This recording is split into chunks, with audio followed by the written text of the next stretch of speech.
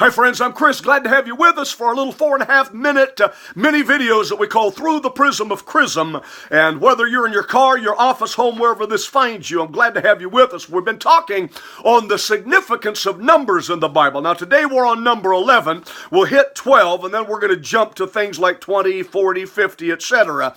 And not go number by number for a few more days. But today number 11, and it's a number that signifies Antichrist and his kingdom. Why is that? Because in Daniel chapter 7, there were 4 Gentile kingdoms symbolized by various beasts.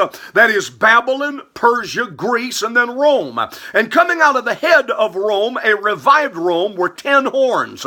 And these are spiritual political kingdoms or kings. And then it says this is Daniel chapter 7, verse 7, that there came up among them a little horn. Notice that, horn number 11. We're talking about 11, was a little horn, and in this horn, a mouth speaking great things.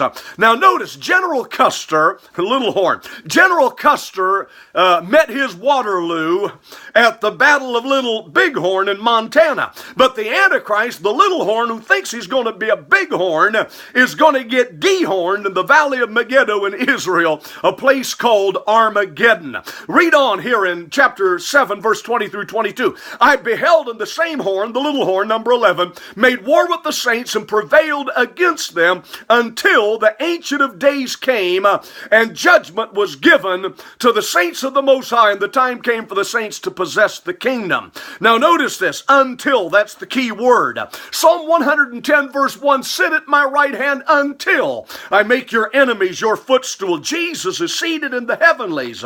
In Acts 3 and verse 21, until the restitution of all things. Notice this little horn, number 11, had power to prevail against the saints. Now, he's having his heyday. He's about to meet his payday. Sometimes it appears that Satan is winning the battle and prevailing. But notice Matthew 16 and 18. Upon this rock I will build my church, and the gates of hell shall not prevail against it. So ultimately, we do win. Judgment is given to the saints, and one translation says, in favor of the saints. When God's people pray and intercede, your kingdom come on earth as it is in heaven. Satan's days are numbered and his kingdom doomed. Number 11. Now, why is this an Antichrist number? Because 11 goes beyond 10. It speaks of stepping across the line, apostasy and backsliding. We know it's backsliding because there were 12 seats, 12 apostles at the Last Supper, and when Judas backslid and slid and left, it left 11 seats. 11 comes short of 12. And we know that all of sin comes short of the glory of God. In Deuteronomy 1 and verse 2, it was an 11-day journey from Horeb to Kadesh Barnea, but they turned an 11-day trip into a 40-year wandering in the wilderness. Remember, there were 10 judgments plaguing Pharaoh. The 10th was the death of his son. Well, plague number 11 would be when they tried to cross into the Red Sea. The walls of the Red Sea collapsed and defeated Pharaoh, and it speaks of the defeat ultimately of Satan. Canaan in the Old Testament, who was an anti-God, anti-Christ, anti-Jew tribe, had 11 sons.